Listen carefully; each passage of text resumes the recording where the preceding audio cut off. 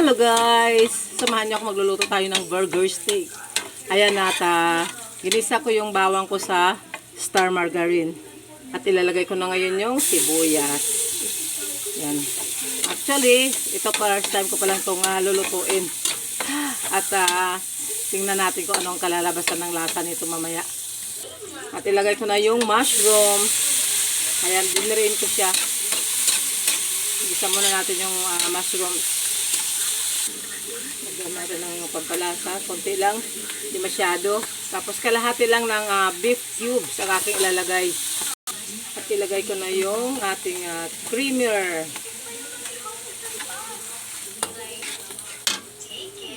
Ayan. At ayan na siya guys. Tapos dinagdagan ko pa siya ng isang basong tubig. Kasi masyadong malapot pag yung puro creamer lang. At masarap naman kasi dito yung medyo may sauce siya. Madami-dami yung kanyang sauce. At ito pala yung aking burger. Pinirito ko na siya. Kasi pag hindi natin siya pipirituhin, madudurog kasi. Kaya pinirito ko na siya. Para medyo firm ang kanyang texture. Dahil luto na siya. Ay, nahulog. Lagyan ko siya ng pamintang pino. Konti lang kasi baka umanghang at ayaw kainin ng aking apo. Ayan. Tapos pag kumulo na siya, saka natin ilalagay yung ating piniritong burger. Burger patty. At ayan guys, dahil kumukulo na siya at nagbabubbles na yung ating creamer, lagay na natin yung ating piniritong burger. Ayan, dahan-dahan lang kasi baka tumalamsik sa aking face. Ayan. Iluto muna natin siya ng mga ilang minutes dyan. Kasi luto naman na yung ating burger eh.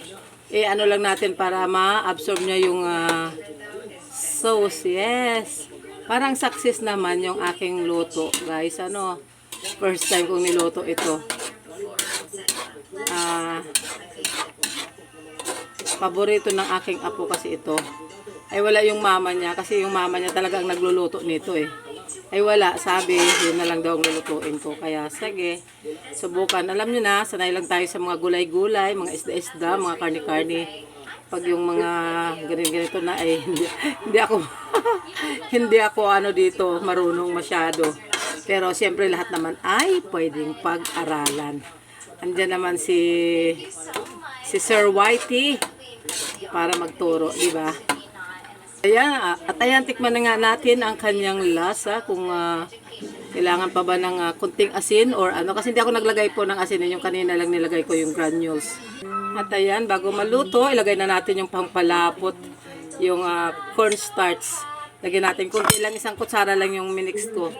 Kasi para hindi naman masyadong malapot siya na parang, alam mo na, ayan, okay na siguro to yung texture niya. Ayan, okay na. At ayan na guys. Diba? Maraming salamat po. Ayan at kain na tayo. Basta mag-ingat po kayo palagi. Ano man ang iyong ginagawa. God bless us all. Jesus loves you and I love you too.